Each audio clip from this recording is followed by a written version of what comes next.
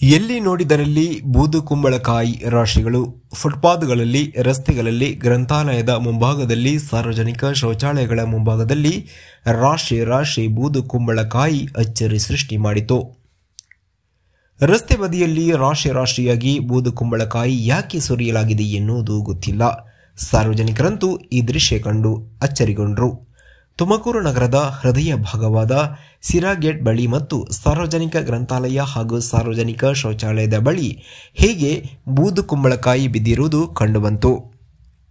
ಸಿರಾ ಗೇಟ್ನಿಂದ ತುಮಕೂರು ಮಾರುಕಟ್ಟೆಯವರೆಗೂ ಇದೇ ರೀತಿ ರಸ್ತೆಗೆ ಮತ್ತು ಚರಂಡಿಗೆ ಬೂದು ಕುಂಬಳಕಾಯಿ ಸುರಿಯಲಾಗಿದೆ.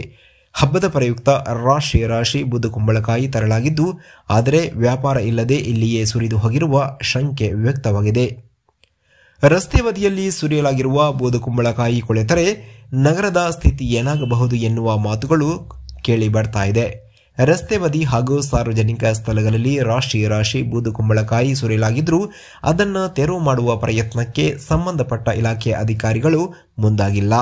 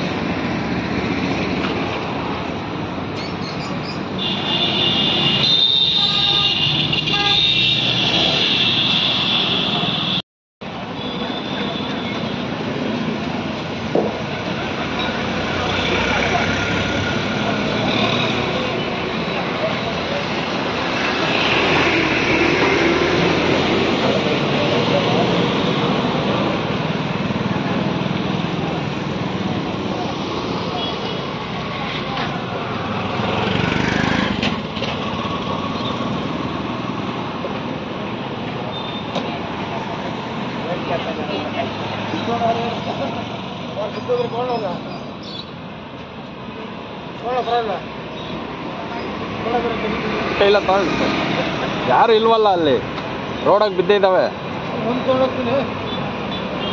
ಯಾರು ಅದಕ್ಕೆ ಕೇಳೋರು ಯಾರು ಇಲ್ಲ.